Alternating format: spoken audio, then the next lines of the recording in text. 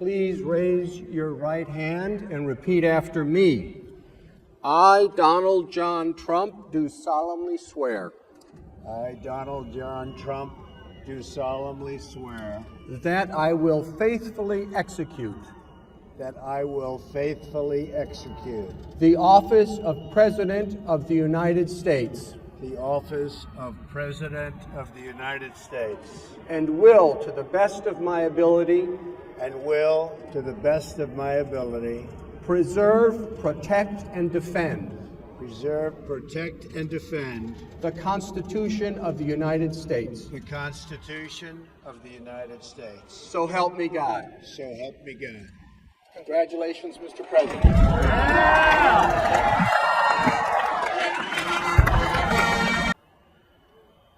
What a great honor to be able to introduce for the first time ever anywhere the 45th President of the United States of America, Donald J. Trump.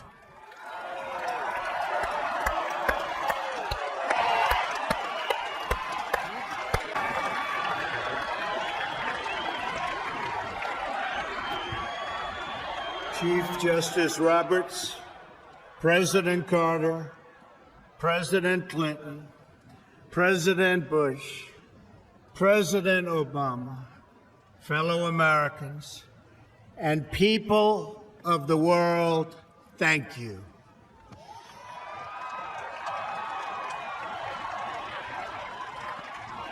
We, the citizens of America, are now joined in a great national effort to rebuild our country and restore its promise for all of our people.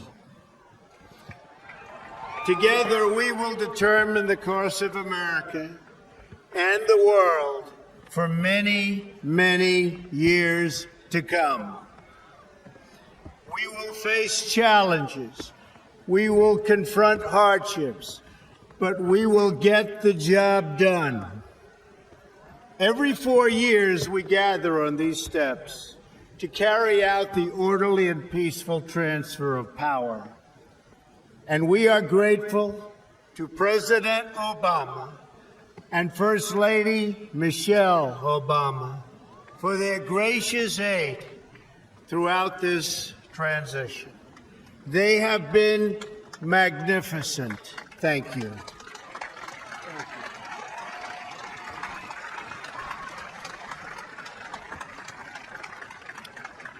Today's ceremony, however, has very special meaning because today we are not merely transferring power from one administration to another or from one party to another, but we are transferring power from Washington, D.C., and giving it back to you, the people.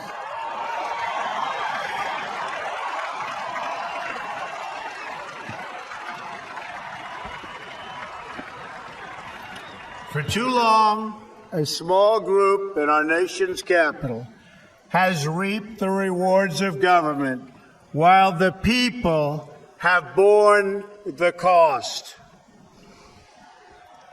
Washington flourished, but the people did not share in its wealth. Politicians prospered, but the jobs left and the factories closed. The establishment protected itself, but not the citizens of our country. Their victories have not been your victories. Their triumphs have not been your triumphs. And while they celebrated in our nation's capital, there was little to celebrate for struggling families all across our land.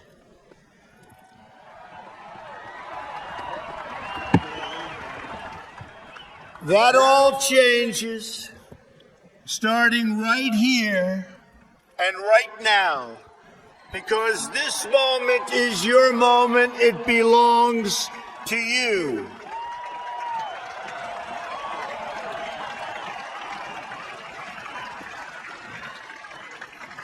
It belongs to everyone gathered here today and everyone watching all across America. This is your day. This is your celebration. And this, the United States of America, is your country.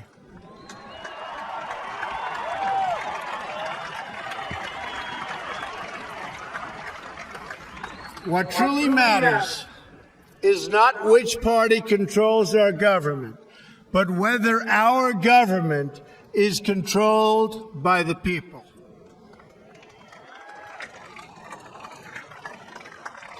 January 20th, 2017 will be remembered as the day the people became the rulers of this nation again.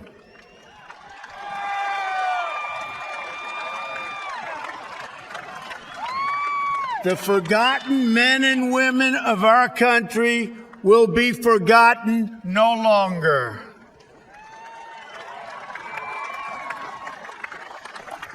Everyone is listening to you now. You came by the tens of millions to become part of a historic movement, the likes of which the world has never seen before.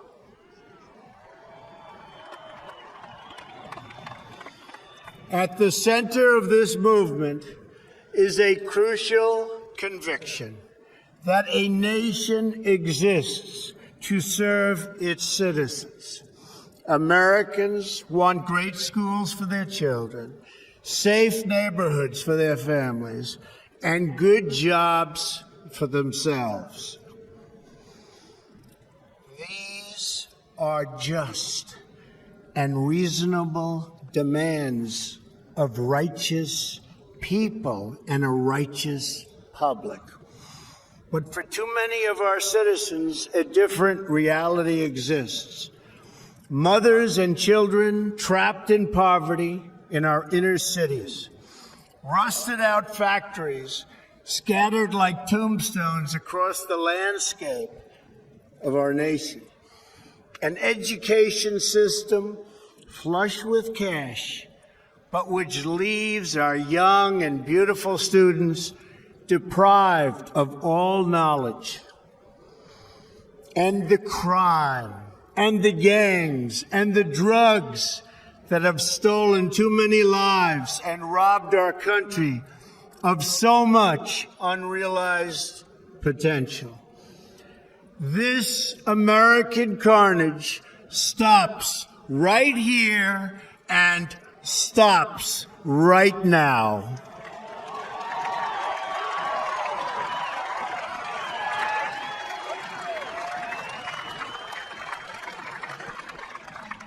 We are one nation, and their pain is our pain. Their dreams are our dreams, and their success will be our success. We share one heart, one home, and one glorious destiny.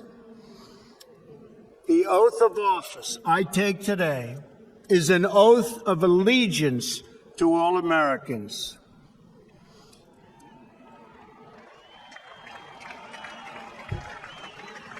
For many decades, we've enriched foreign industry at the expense of American industry, subsidized the armies of other countries while allowing for the very sad depletion of our military. We've defended other nations' borders while refusing to defend our own.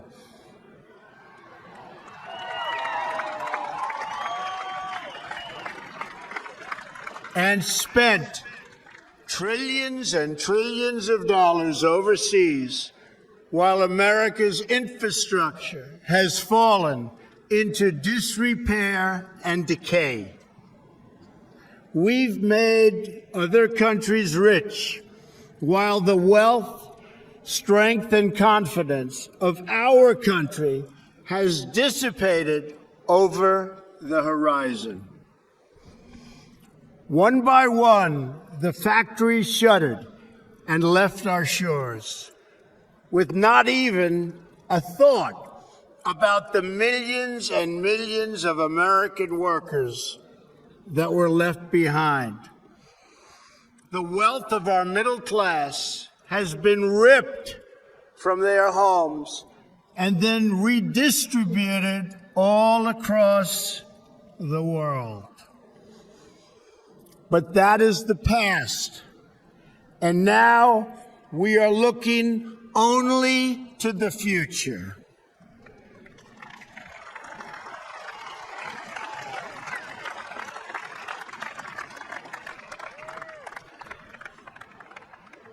We assembled here today are issuing a new decree to be heard in every city, in every foreign capital, and in every hall of power. From this day forward, a new vision will govern our land. From this day forward, it's going to be only America first. America first.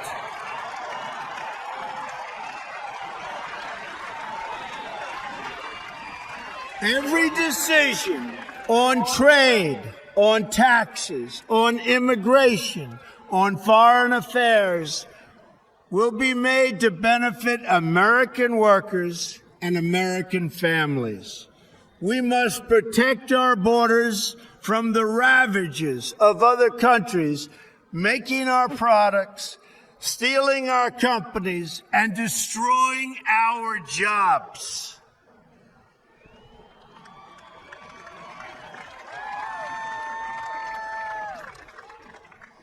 Protection will lead to great prosperity and strength. I will fight for you with every breath in my body, and I will never, ever let you down.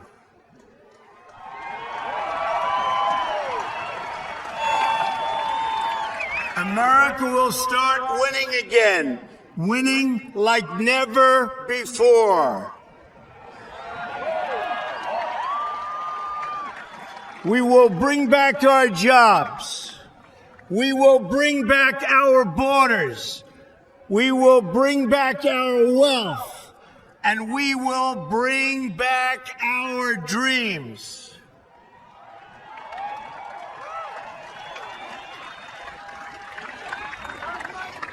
We will build new roads and highways and bridges and airports and tunnels and railways all across our wonderful nation.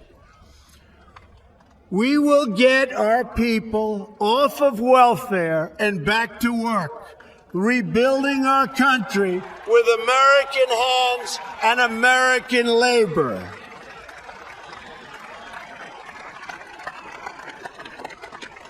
We will follow two simple rules: buy American and hire American.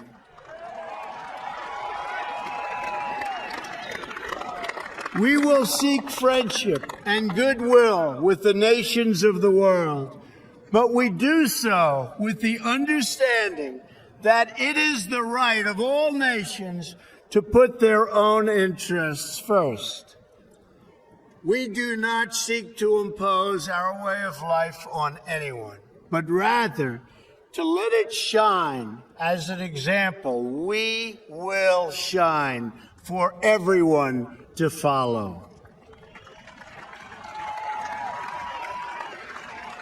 We will reinforce old alliances and form new ones and unite the civilized world against radical Islamic terrorism, which we will eradicate completely from the face of the earth.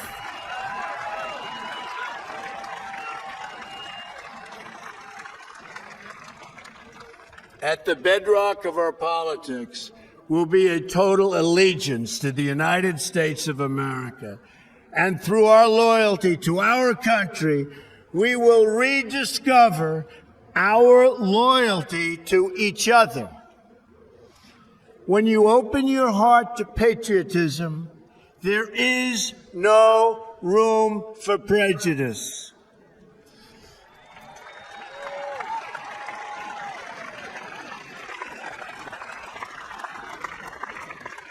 The Bible tells us how good and pleasant it is when God's people live together in unity. We must speak our minds openly, debate our disagreements honestly, but always pursue solidarity. When America is united, America is totally unstoppable.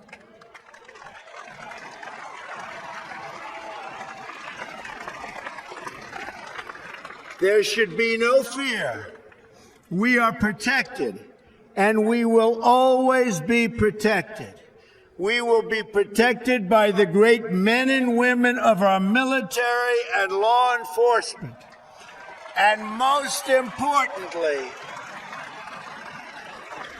we will be protected by God.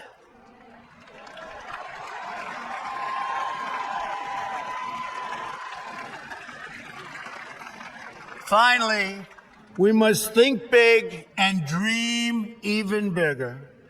In America, we understand that a nation is only living as long as it is striving. We will no longer accept politicians who are all talk and no action, constantly complaining, but never doing anything about it.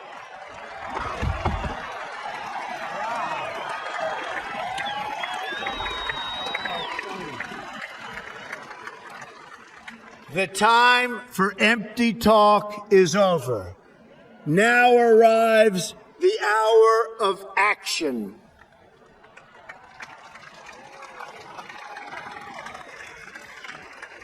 Do not allow anyone to tell you that it cannot be done. No challenge can match the heart and fight and spirit of America. We will not fail. Our country will thrive and prosper again. We stand at the birth of a new millennium, ready to unlock the mysteries of space, to free the earth from the miseries of disease, and to harness the energies, industries, and technologies of tomorrow. A new national pride will stir our souls, lift our sights, and heal our divisions. It's time to remember that old wisdom our soldiers will never forget, that whether we are black or brown or white, we all bleed the same red blood of patriots.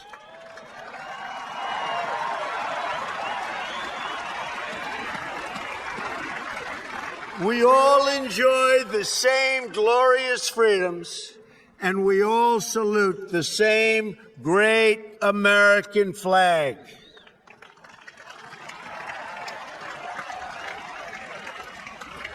And whether a child is born in the urban sprawl of Detroit or the windswept plains of Nebraska, they look up at the same night sky, they fill their heart with the same dreams, and they are infused with the breath of life by the same Almighty Creator.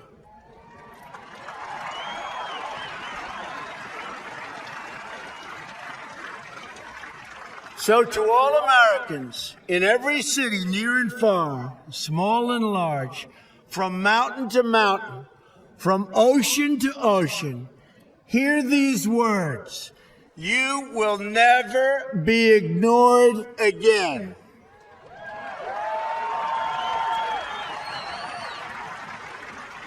Your voice, your hopes, and your dreams will define our American destiny. And your courage and goodness and love will forever guide us along the way. Together, we will make America strong again. We will make America wealthy again. We will make America proud again. We will make America safe again. And yes, together, we will make America great again. Thank you, God bless you, and God bless America. Thank you. God bless America.